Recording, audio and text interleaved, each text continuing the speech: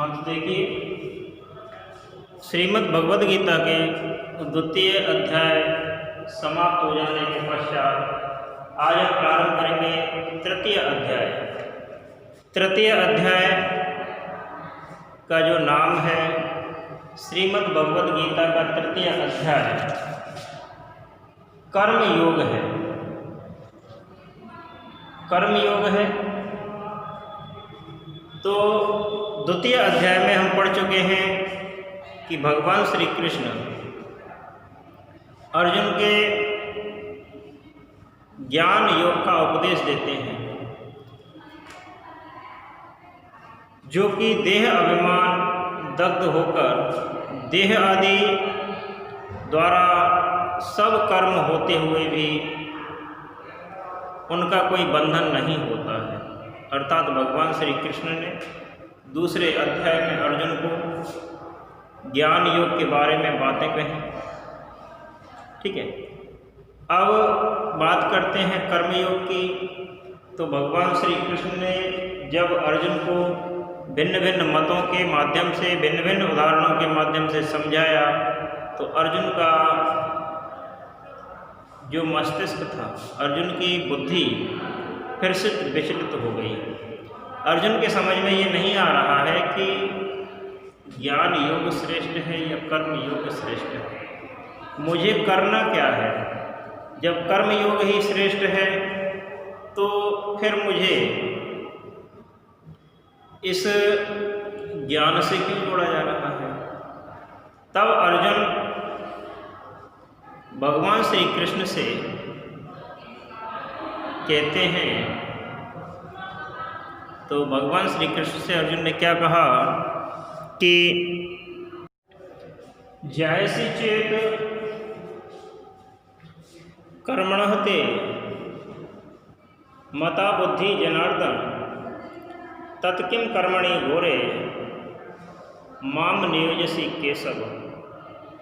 तो भगवान श्री कृष्ण ने जब अर्जुन को ज्ञान योग का उपदेश दिया, तो भगवान श्री कृष्ण ने जिस ज्ञान का उपदेश दिया उससे देह का जो अभिमान है वो दग्ध होकर देह आदि सभी कर्मों के होते हुए भी उनका कोई बंधन नहीं रहता है। तो अर्जुन पूछता है भगवान श्री कृष्ण से कि जायसी चेत कर्मणः ते मया बुद्धि जनार्दन तत्किं कर्मणि घोरे माम नियोजसी केशव। तो इस श्लोक का अन्वय होगा कि जनार्दन चेतते कर्मणः बुद्धि जायसी मता केशव तत् घोरे कर्मणि माम किम नियोजयसी। जनार्दन, हे श्री कृष्ण। जनार्दन श्री कृष्ण को क्यों कहा जाता है? जनार्दन किसे कहते हैं? जनार्दन उसे कहते हैं जो सभी जनों के मनोरथों को पूर्ण करता है, जिसमें सभी के मनोरथ पूर्ण करने की शक्ति हो, उसे क्या कहा जाता है? जनार्दन कहा जाता है। जिससे शांति और सद्भावना की आशा होती है, जो सभी मनुष्यों के हृदय की बात रखता है, उसे क्या कहा जाता है? जनार्दन कहा जाता है। तो भगवान श्री कृष्ण को यहाँ अर्जुन ने जनार्दन शब्द से संबोधित किया कि जनार्दन हे श्री कृष्ण, चेत यदि ते माने आपको कर्मण है, कर्म की अपेक्षा बुद्धि ज्ञान जायसी श्रेष्ठ है, मता मान्य है, तो केशव हे श्री कृष्ण तद तो फिर घोरे कर्मणि घोर कर्म में मां माने मुझे किम नियोजसी क्यों जोड़ रहे हो? देखो, अर्जुन का जो प्रश्न है वो मानवोचित है, मानव जैसा ही है। यदि किसी मनुष्य को कोई भिन्न भिन्न प्रकार की एक ही बात कहे, अलग अलग उदाहरणों से समझाए, तो उसके मस्तिष्क में भी यही प्रश्न उत्पन्न होगा, जैसा कि अर्जुन के हृदय में प्रकट हुआ, अर्जुन के मन में आया। तो अर्जुन कहते हैं श्री कृष्ण से कि हे जनार्दन, हे श्री कृष्ण, यदि आपको कर्म की अपेक्षा ज्ञान अधिक श्रेष्ठ है, ज्ञान मान्य है, तो फिर मुझे घोर कर्म में क्यों जोड़ रहे हो, मुझे कर्म का उपदेश क्यों दे रहे हो। तब इस श्लोक का प्रसंग होगा कि बुद्धि योग के प्रवचन सुनकर अर्जुन का ज्ञान उलझन में पड़ गया। किसके उपदेश सुनकर? बुद्धि योग। बुद्धि योग भी कौन सा? कर्म कला से संपन्न। तो कर्म कला से संपन्न बुद्धि योग के उपदेश सुनकर, बुद्धि योग के वचन सुनकर अर्जुन का ज्ञान उलझन में पड़ गया। तब उसने भगवान श्री कृष्ण से अपने हृदय की दुर्बलता को जानकर उनसे कहा कि यदि ज्ञान श्रेष्ठ है आपके मतानुसार, तो फिर मुझे घोर कर्म में क्यों जोड़ रहे हो, कर्मों से क्यों जोड़ रहे हो। तो कहने का तात्पर्य है, अर्जुन कहते हैं श्री कृष्ण से कि हे श्री कृष्ण, यदि आपको कर्मों की अपेक्षा बुद्धि का ज्ञान श्रेष्ठ है, बुद्धि का ज्ञान मान्य है, तो फिर हे केशव मुझे क्यों भयंकर कर्म से जोड़ रहे हो। जब हम इसकी व्याख्या करेंगे, इसको विस्तृत रूप में लिखेंगे, तब क्या कहेंगे? तब यही कहेंगे कि आसक्त लोग अपना हट नहीं छोड़ता है। आसक्त व्यक्ति, जिसको आसक्ति होती है, जिसकी इच्छाएं होती हैं, वो अपनी हट नहीं छोड़ता है। श्रेष्ठ जनों की कर्तव्य निर्णय करने की जो वाणी होती है, उसे विमूढ़ता के कारण कष्टप्रद लगती है। बुद्धि को शोक बढ़ाने में सहायक बनाता है। मनुष्य अपने आप ही बनाए हुए जाल में फंसकर दुखों का अनुभव करता है। संसार में रहकर दोषों से बचे रहना सर्वश्रेष्ठ साधना है। श्रीमद् भगवद गीता के अनुसार कर्म करते हुए कर्म के दोषों से किस प्रकार पीछा छुड़ाया जा सकता है, किस प्रकार छूटा जा सकता है, ये एक बहुत बड़ा प्रश्न है। लेकिन मनुष्य के सामने क्या होता है? विषाद, बेचैनियाँ, मोह, अज्ञान, ज्ञान, सब अलग अलग उसे दिखाई देते हैं। तो अर्जुन भी इसी स्थिति में आ जाता है और अपने इस दुविधा से छूटने के लिए, अपने इस भ्रम से मुक्ति पाने के लिए भगवान श्री कृष्ण से केशव और जनार्दन नाम से उन्हें संबोधित करता है। केशव और जनार्दन के नाम से उन्हें स्मरण करता है, क्योंकि जनार्दन उसी को कहा जा सकता है जिसके अंदर सभी के मनोरथों को पूर्ण करने की शक्ति हो, जिससे शांति सद्भावना की आशा होती है। तो अर्जुन ने श्री कृष्ण के सामने अपने सरल स्वभाव से अपने मन की शंका को कह दिया। केशव क्यों कहा? केशव इसलिए कहा कि भगवान श्री कृष्ण ने केसी नाम के एक राक्षस का संहार किया था। केसी नाम के एक दानव को मारा था, इसलिए उनका नाम था केशव। तो अर्जुन भगवान श्री कृष्ण, जो कि उसके क्या है, इस समय गुरु हैं, सारथी हैं, उनसे कहता है कि हे श्री कृष्ण, हे केशव, हे जनार्दन, मुझे घोर कर्म में क्यों जोड़ रहे हो। यही इस श्लोक का आशय है। दूसरा प्रश्न क्या रखता है अर्जुन श्री कृष्ण के समक्ष कि व्यवस्नेण एव वाक्य बुद्धि मोहयसीव में तदेकम बद निश्चित येन श्रेयो अहम आपनुयाम। तो भगवान श्री कृष्ण के समक्ष अपनी दूसरी बात रखते हुए अर्जुन कहता है कि व्यामश्रेण एव वाक्य बुद्धि मोहयसीव एव मे तदेकम बद निश्चित येन श्रेयो अहम आपनुयाम। तो अन्वय हुआ इसका कि व्यामिश्रेण एव वाक्य में बुद्धि मोहयसी एव तत् एकम निश्चितवत् येन अहम श्रेयम आपनुयाम।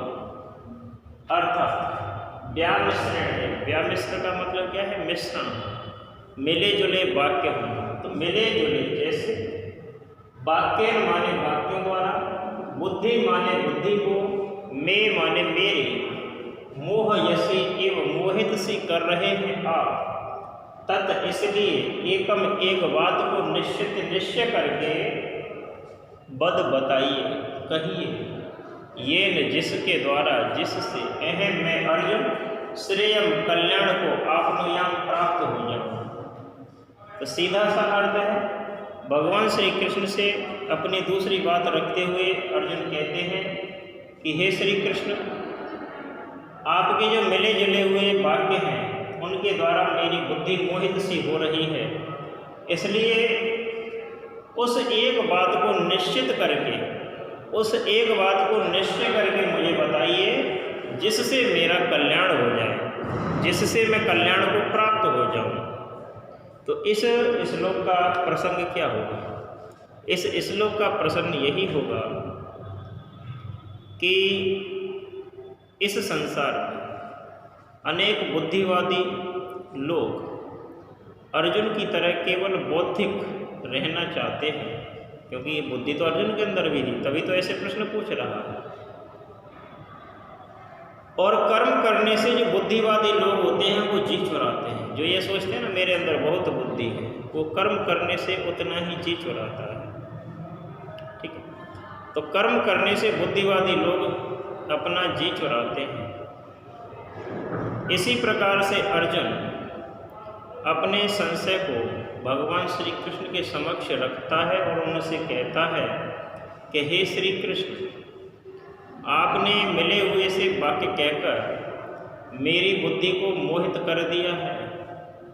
अब आप एक निश्चित उस बात को बताइए जिससे मेरा कल्याण हो जाए या मैं कल्याण को प्राप्त हो जाऊं। तो मिले जुले जैसे वाक्यों द्वारा आप मेरी बुद्धि को मोहित सी कर रहे हो, इसलिए उस एक बात को निश्चय करके कहिए जिससे मेरा कल्याण हो जाए या मैं कल्याण को प्राप्त हो जाऊं। यही इसका अर्थ है। जब इसे हम व्याख्या रूप में कहेंगे तो क्या कहेंगे?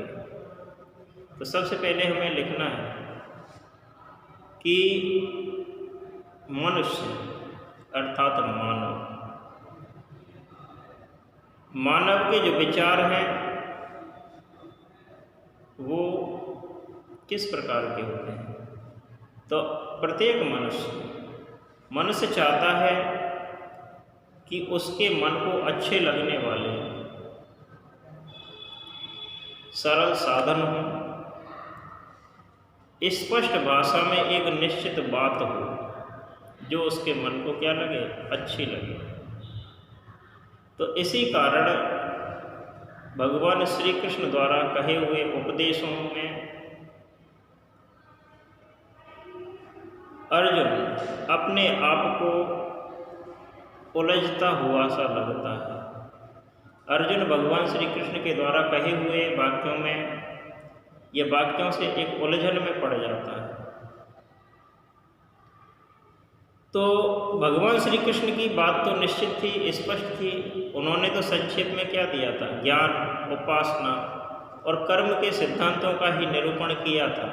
लेकिन उस ज्ञान, उपासना और कर्म के सिद्धांत में अर्जुन विचलित हो गया। अर्जुन उलझन में पड़ गया कि मुझे करना क्या है, क्योंकि मानव चाहता है कि उसको मन को अच्छे लगने वाली बातें, मन को अच्छे लगने वाले आदेश, सरल साधन और स्पष्ट भाषा निश्चित बातें प्राप्त हो जाएं, लेकिन ऐसा नहीं है, क्योंकि श्री कृष्ण ने तो समय और शक्ति का सदुपयोग करने के लिए गिने चुने शब्दों में उन सब बातों को कह दिया जो मानव मात्र के लिए हितकारी होती हैं, मानव मात्र का कल्याण करने वाली होती हैं।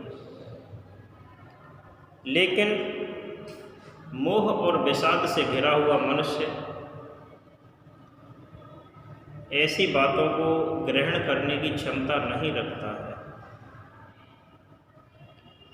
मनुष्य दुविधा में पड़ जाता है। सफलता, असफलता, सुख, दुख, लाभ, हानि, ये सारे द्वंद्व उसके मन में प्रकट हो जाते हैं, उसके मस्तिष्क में प्रकट हो जाते हैं। कर्मों की कठोरता को देखकर मनुष्य पीड़ित हो जाता है। तो उसी प्रकार से अर्जुन का हृदय भी विचलित हो गया।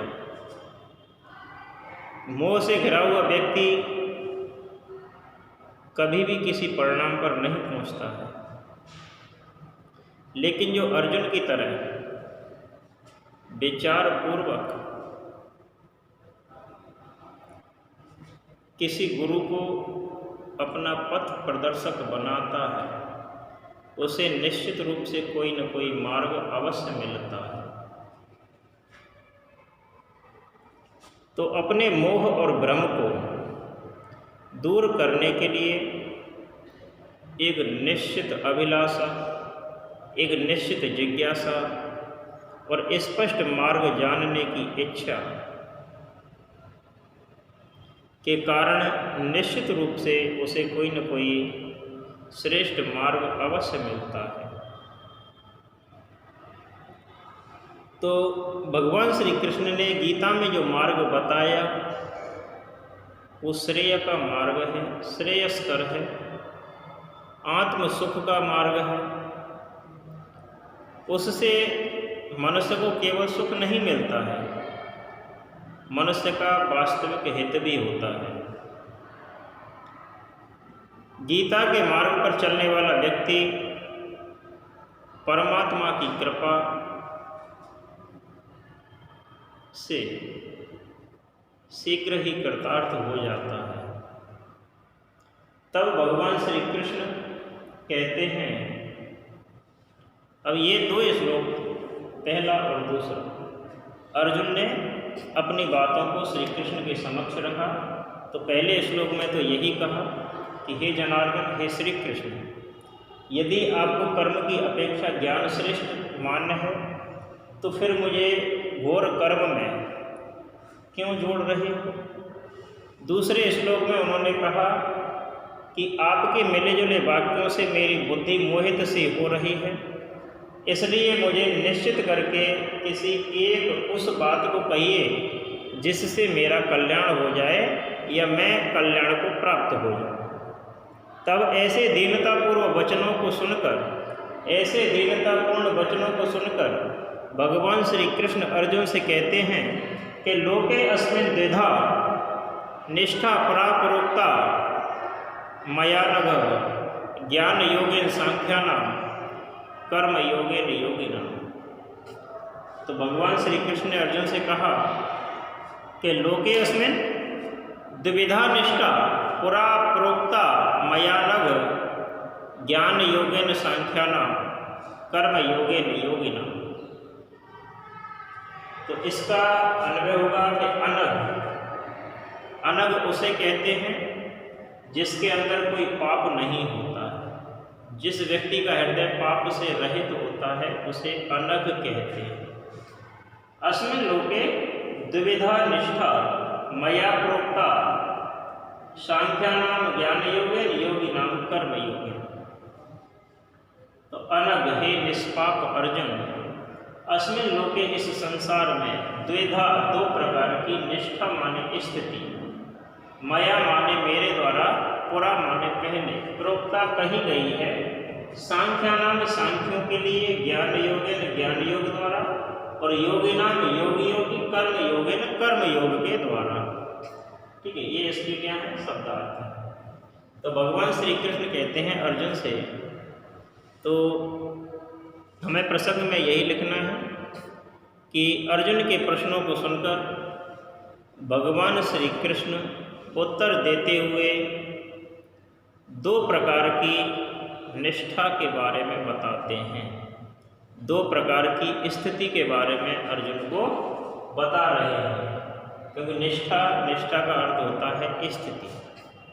तो अर्जुन के प्रश्न सुनकर भगवान श्री कृष्ण अर्जुन को दो प्रकार की स्थितियों के विषय में बताते हुए कहते हैं कि हे अर्जुन, अर्थ हो जाएगा हे निष्पाप अर्जुन, इस संसार में पहले ही मेरे द्वारा दो प्रकार की निष्ठाएं कही गई हैं, ज्ञानियों के लिए ज्ञान योग द्वारा और योगियों के लिए कर्म योग द्वारा।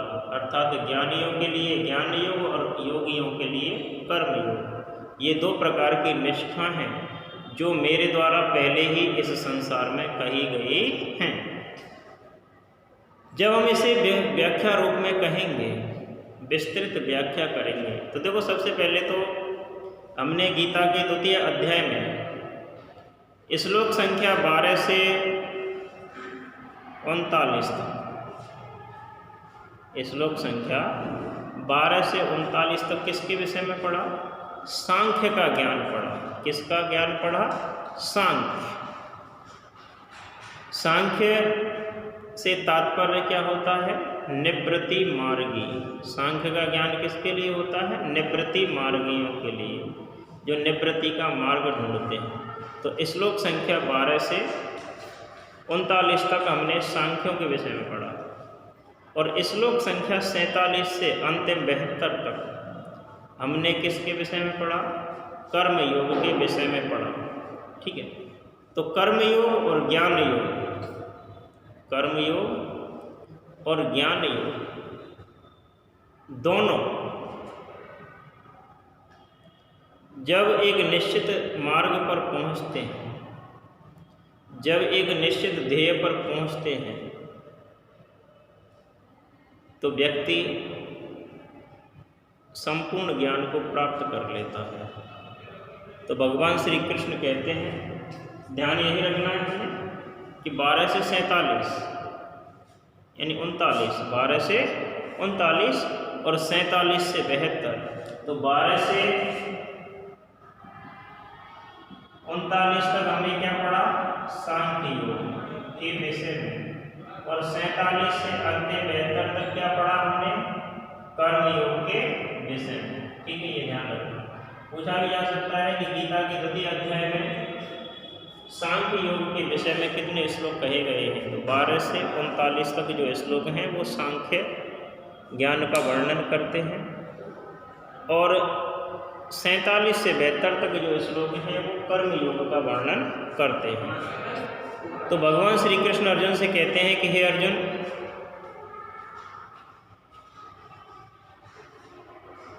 पहले इस संसार में मेरे द्वारा दो प्रकार की निष्ठाएं बताई गई हैं, एक ज्ञान योग और एक कर्म योग। ज्ञान योग ज्ञानियों के लिए होता है और कर्म योग योगियों के लिए होता है। जब हम व्याख्या करेंगे तो लिखेंगे कि गीता में जो उपदेश दिए भगवान श्री कृष्ण ने, गीता में जो उपदेश दिए उसे व्यवहार में लाने की विधि भी है, उसे व्यवहार में लाने की विधि भी है। क्या है कि गीता में दो प्रकार की निष्ठाएं कही गई हैं, सांख्यों के लिए ज्ञान योग और योगियों के लिए कर्म योग। निष्ठा से तात्पर्य है स्थिति।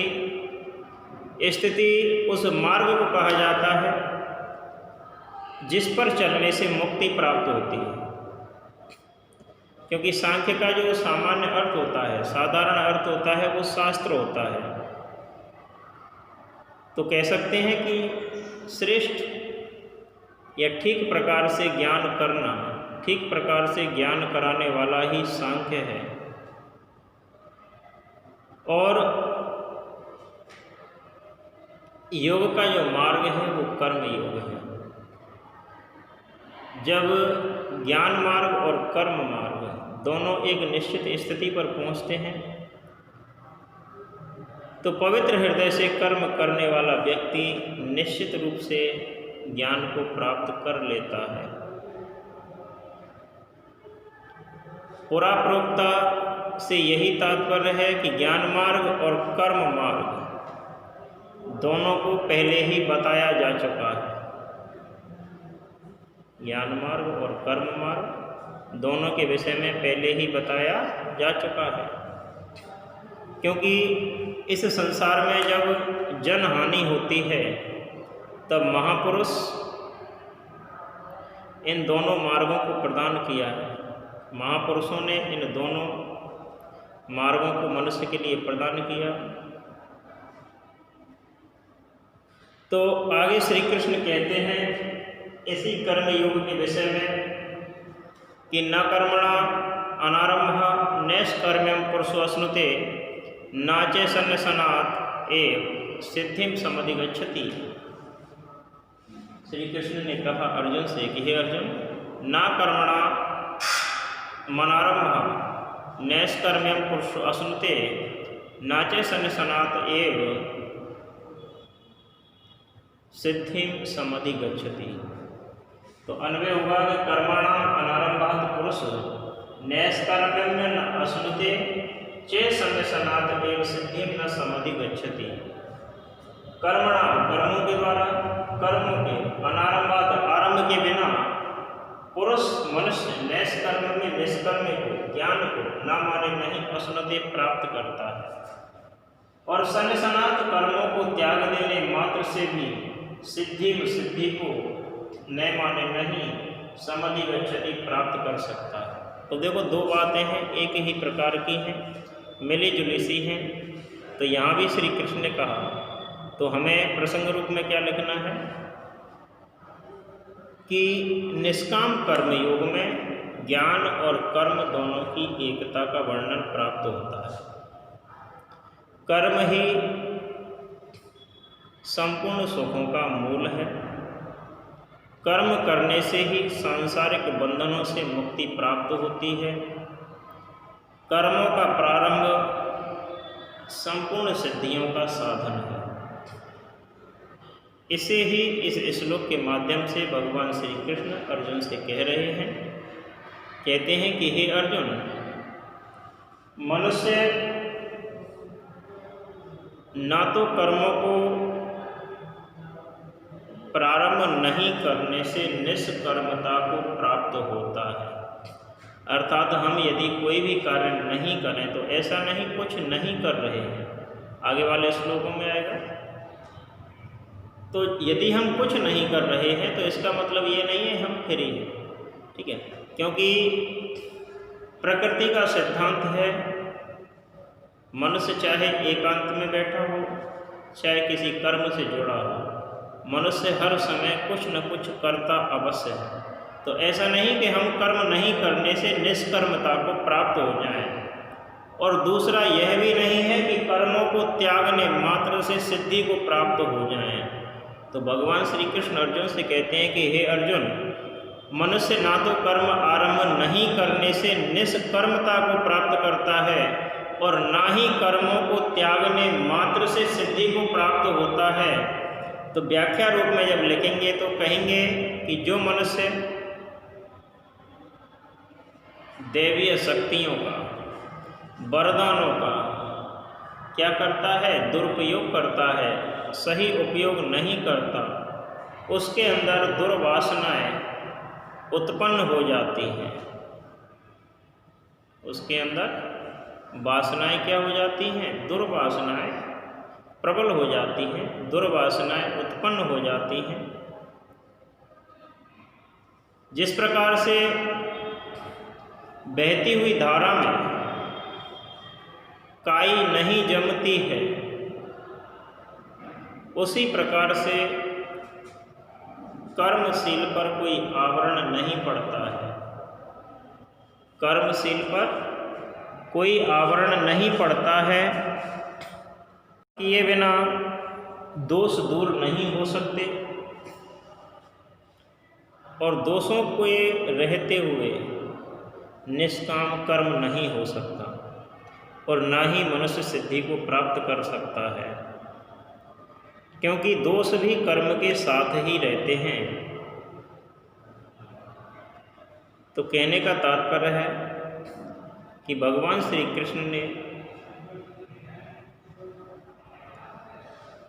मनुष्य के लिए यहाँ दो प्रकार के कथन कहे हैं इस श्लोक के माध्यम से। पहला है कि कर्मों का आरंभ नहीं करने से, न कर्म न अनारंभात्, यानी कर्म आरंभ नहीं करने से निष्काम नहीं होता। और दूसरा है कि कर्मों को त्याग देने से भी सिद्धि प्राप्त नहीं होती। इसलिए निश्चित रूप से कुछ न कुछ मनुष्य को करना अवश्य चाहिए, और जब कुछ न कुछ करना है तो फिर अच्छा कर्म ही करना चाहिए, श्रेष्ठ मार्ग पर ही चलना चाहिए। बुरे मार्ग का हम अनुसरण क्यों करें? तो भगवान श्री कृष्ण ने गीता में जो निष्काम कर्म का उपदेश दिया, वही गीता का उदार और व्यापक भाव है। कहते हैं कि कर्महीन खेती करे और बैल मारे कि सूखा पड़े। तो विकारों से छूटने का अवसर मिलता है, कर्महीन को नहीं मिलता है। कर्महीन व्यक्ति कुछ नहीं कर सकता इस जीवन में। इसलिए आरंभ न करना निष्काम होने का मार्ग नहीं है। कर्म करते हुए कर्म के दोषों को हटा देने वाला निष्काम कहा जाता है। कर्मों का त्याग करने से सिद्धि प्राप्त नहीं होती है। सिद्धि प्राप्त करने के लिए कर्म करना ही होगा। मुक्ति सफलता के लिए कर्म होना आवश्यक है, क्योंकि निश्चित रूप से किसी न किसी दिन इस बुद्धि का क्षय होता है। उन्नति के अंत में क्या मिलता है?